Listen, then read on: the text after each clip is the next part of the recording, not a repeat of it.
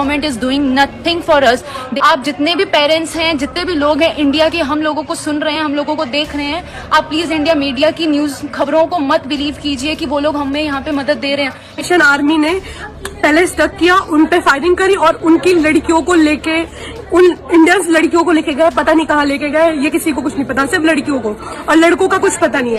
आप election, UP election में busy थे, आप कहाँ थे? आज यहाँ पे कोई यूएस सिटीजन क्यों नहीं फंसा है? बाइडेन को कैसे पता चला और आपको कैसे नहीं पता चला? जी और अमित शाह जी को कहना चाहता हूँ कि किसी गंदी नालू में डूब मरो तुम दोनों। तुमने शर्म तो पैदा होते ही बेच खाई हो। अब जरा देश के दो बड़े पदों की इज्जत बाकी रहने दो। देश के नागरिकों के लिए यदि देश की सरकार जिम्मेदार नहीं है तो फिर कौन से देश की सरकार जिम्मेदार है भाई? तुम सरकार चला रहे हो, सर्कस चला रहे? केवल 1300 लोग वापस आए हैं, बाकी हजारों लोग क्या अगले साल लौटेंगे? हमारे बच्चों पर जान का संकट है और ये नालायक लोग कह रहे हैं कि सरकार की जिम्मेदारी नहीं है। हवाई जहाज भले ही कोई भी कंपनी चला रही हो, लेकिन देश में देश की सरकार देश को चलाती है, तो दम से बोलते क्यों नहीं? प्लेन फ्री में देने पड़ेंगे हर कंपनी को। तो आप कौन सी भांग पिए सो रहे थे? आप क्यों नहीं निकाल पाए हमारे बच्चों को? क्या आप हमेशा संकट पैदा करते रहेंगे और फिर संकट में हीरो बनने का मौका ढूंढते रहेंगे? मैं पूछना चाहता हूं अकल के दुश्मनों से कि तुम भूसा खाते हो, इसका मतलब ये नहीं है कि हम सब खाते हैं। कि जब अखिल ब्रह्मांड के एक अकेले दिमागी पंचर आदमी जो खुद को 56 इंची बोलते हैं, वो क्यों नहीं जा रहे बचाने लोगों को? ये कायर बुज़दिल और डरपोक मोदी, अरे जो सवालों का सामना नहीं कर सकता वो कायर बारूद का गोला का क्या सामना करेगा? साथियों, मेरी बात शुरू करूं उससे पहले कुछ क्लिप्स देखिए। सारी कंट्रीज की सारी गवर्नमेंट्स ने उन लोगों को निकाल लिया है, but Indian government is doing nothing for us. आप जितने भी पेरेंट्स हैं, जितने भी लोग हैं इंडिया के, हम लोगों को सुन रहे हैं, हम लोगों को देख रहे हैं, आप प्लीज इंडिया मीडिया की न्यूज खबरों को मत बिलीव कीजिए कि वो लोग हमें यहाँ पे मदद दे रहे हैं। इंडियन गवर्नमेंट हमारी कोई मदद नहीं कर रही है। और कितनी देर से आप आ रहे हैं? या पैदल पूरा यूनिवर्सिटी से आ रहे हैं? जी सर। तो आप लोग को कोई गाड़ी नहीं मिली? रास्ते में कोई गाड़ी नहीं मिली? इतना अच्छे से काम जो कर रही है, तो आप लोग सब पैदल आ रहे हैं यूनिवर्सिटी हॉस्टल से, यहाँ आपको कोई गाड़ी नहीं मिल पा रही है?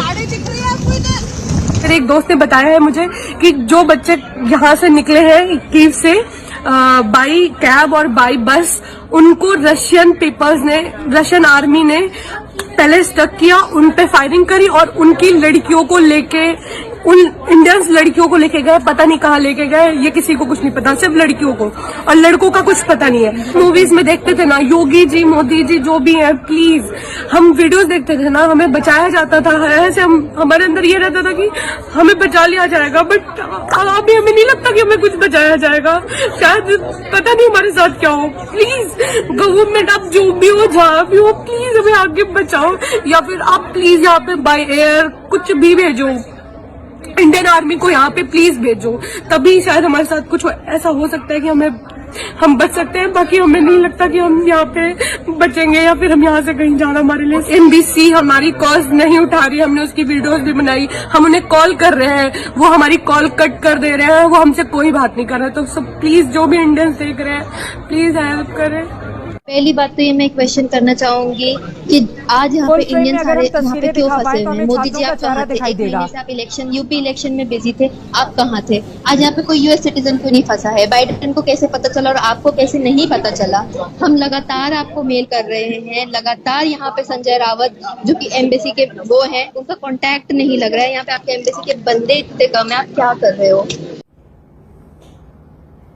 एक सरकारी फंड है, ICWF जिसे कहते हैं, इंडियन कम्युनिटी वेलफेयर फंड, जो मनमोहन जी की कांग्रेस सरकार ने 2009 में बनाया था। इस फंड में हर पासपोर्ट बनाने की फीस में से कुछ पैसे लेकर जोड़े जाते हैं। कुल मिलाकर यह फंड विदेश जा रहे नागरिकों के पैसे होते हैं, जो इन्हें मुश्किल समय में मदद के लिए सरकार के पास रखते हैं।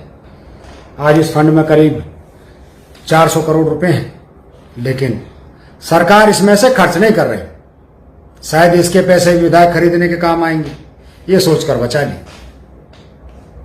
विदेश नीति पर हमारे देश की पूर्व डिप्लोमेट बासमती मुखर्जी का बयान आप सबने सुना होगा, जिसमें वो कह रही हैं कि एयर इंडिया प्राइवेट कंपनी है, वो यूक्रेन में फंसे लोगों से कितना किराया लेगी ये सरकार तय नहीं करती। बढ़े हुए किराए के लिए भारत सरकार जिम्मेदार नहीं है। सुन लिया आपने? प्राइवेटाइजेशन के पक्ष में बोलने वाले लोगों, अब समझ में आया बुरे वक्त में सरकार के क्या काम होते हैं और क्या करना चाहिए। बासमती जी को एक महिला के रूप में ससम्मान उनके इस बयान से दूर रखते हैं, लेकिन जो लोग उनसे ये बकवास बोलने के लिए कहते हैं, उन मोदी जी और अमित शाह जी को कहना चाहता हूं कि किसी गंदी नालों में डूब मरो तुम दोनों। तुमने शर्म तो पैदा होते ही बेच खाई होगी। अब जरा देश के दो बड़े पदों की इज्जत बाकी रहने दो। देश के नागरिकों के लिए यदि देश की सरकार जिम्मेदार नहीं है, तो फिर कौन से देश की सरकार जिम्मेदार है भाई? तुम सरकार चला रहे हो, सर्कस चला रहे हो। बढ़ी हुई टिकट को कंट्रोल क्यों नहीं कर पा रहे आप लोग? टाटा नहीं मान रही, ICWF के फंड से लोगों के प्लेन किराए पर ले लेते और लेकर आते अपने देश में अपने लोगों को। अब खुद की एयरलाइन तो बची नहीं, किराए की लेनी पड़ेगी, तो ली क्यों नहीं अभी तक? 16 से 18 हजार लोग यूक्रेन में फंसे हैं और लड़ाई शुरू होने के 5 दिन में केवल 1300 लोग वापस आए हैं। बाकी हजारों लोग क्या अगले साल लौटेंगे? 5 ट्रिलियन के सपने देखने वालों के पास सिर्फ 6 विमान किराए पर लेने की औकात बची है। अरे क्यों देश को शर्मिंदा करवा रहे हो? क्यों नाक कटवा रहे हो हमारी? तुम लोगों की तो इज्जत है नहीं, कम से कम 135 करोड़ों की इज्जत की तो कुछ रहने देते। तुम नाकारों ने तो सरकार की परिभाषा ही बदल दी। साफ हो गया मोदी सरकार का देश में कहीं कोई कंट्रोल नहीं है। यदि यहां कांग्रेस की सरकार होती तो देश की किसी भी एयरलाइन कंपनी को वही करना पड़ता जो सरकार कहती। हमारे बच्चों पर जान का संकट है और ये नालायक लोग कह रहे हैं कि सरकार की जिम्मेदारी नहीं है। हवाई जहाज भले ही कोई भी कंपनी चला रही हो, लेकिन देश में देश की सरकार देश को चलाती है, तो दम से बोलते क्यों नहीं? प्लेन फ्री में देने पड़ेंगे हर कंपनी को। मोदी जी, देश का हर जागरूक नागरिक यह सवाल करना चाहता है कि जब अमेरिका ने, ब्रिटेन ने और भी दर्जनों देशों ने अपने नागरिक यूक्रेन से समय रहते निकाल लिए, तो आप कौन सी भांग पिए सो रहे थे? आप क्यों नहीं निकाल पाए हमारे बच्चों को? क्या आप हमेशा संकट पैदा करते रहेंगे और फिर संकट में हीरो बनने का मौका ढूंढते रहेंगे? संकट से पहले देश के नागरिकों को क्यों नहीं बचा सके आप? हमले के 5 दिन होने के बाद प्रधानमंत्री उच्च स्तरीय मीटिंग ले रहे हैं। मतलब यह है कि जब संकट आए तब आप चुनाव और विधायक खरीदी में मस्त रहें, और जब अंतर्राष्ट्रीय स्तर पर थू-थू होने लगे फिर आनन फानन में उल्टे सीधे फैसले कर डालो। अब ब्रह्मांड के अकेले निकृष्ट और बेवकूफ आदमी हमारे मोदी जी ने 5 मंत्री विदेशी सीमाओं पर भेजे हैं, जहां से वो हमारे नागरिकों को लेकर आएंगे। वाह! मैं पूछना चाहता हूं अकल के दुश्मनों से कि तुम भूसा खाते हो, इसका मतलब यह नहीं है कि हम सब खाते हैं। हर देश में एक दूतावास होता है, वहां कई अधिकारी होते हैं जो डिप्लोमेट कहलाते हैं। ये लाखों रुपए की सैलरी पर रखे जाते हैं। जब ये लोग वहां हैं तो मंत्रियों को क्यों भेजा जा रहा है? खासकर वो लोग जो घर में 2 कौड़ी के नेता हैं, बाहर उन्हें कौन पूछेगा? एक सवाल यह भी है कि जब अखिल ब्रह्मांड के एक अकेले दिमागी पंचर आदमी जो खुद को 56 इंची बोलते हैं, वो क्यों नहीं जा रहे बचाने लोगों को? मैं बताता हूं क्यों नहीं जा रहे। याद है पंजाब की नौटंकी, जब अपने ही लोगों को देखकर गाड़ी में घुसे रहे, बाहर निकलने की हिम्मत नहीं पड़ी। यूक्रेन भी मोदी जी इसलिए नहीं जा रहे क्योंकि लड़ाई वाले मैदान में गलती से किसी का हाथ हिल गया और एंटी एयरक्राफ्ट गन घूमकर इनकी तरफ आ गई तो क्या होगा? और 10-5 T-90 टैंक ने गाड़ी घेर ली तो कैसे भागेंगे? किसी यूक्रेनी सैनिक ने पूछ लिया कि यूएन प्रस्ताव में हमारे पक्ष में वोट क्यों नहीं किया, तो कैसे जान छुड़ाएंगे? मतलब यह है कि यह कोई पहला मौका नहीं है जब मोदी जी मुश्किल समय में खुद पीछे हटकर दूसरों को आगे करते हैं। याद है कोरोना पैकेज का टाइम? निर्मला सीतारमण और अनुराग ठाकुर को 5 दिन गप्पे मारने के लिए, प्रेस के जवाब देने के लिए आगे कर दिया, जाओ। वैसे ही यूक्रेन में जब गोली बंदूक का सामना करने की बारी आई, फिर दूसरों को आगे कर दिया। देखने वालों, देखो, ये कायर, बुज़दिल और डरपोक मोदी है।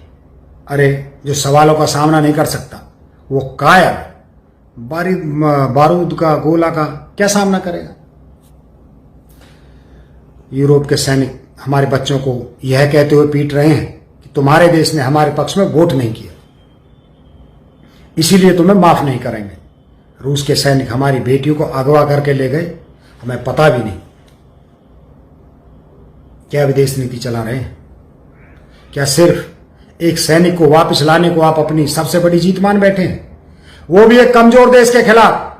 और जब मजबूत और बड़े देश के खिलाफ हिम्मत दिखाने की नौबत आई तो मीटिंग करने लगे। अरे डूब मरो मोदी जी, कहीं चुल्लू भर पानी में। इतनी बेशर्मी शायद ही किसी जानवर में भी होगी जितनी आम में भरी पड़ी है। हमारे बच्चे मर रहे हैं, पिट रहे हैं, हमारी बेटियां किडनैप हो रही हैं, और आपको चुनाव की रैली दिख रही है, बस, और कुछ नहीं चाहिए।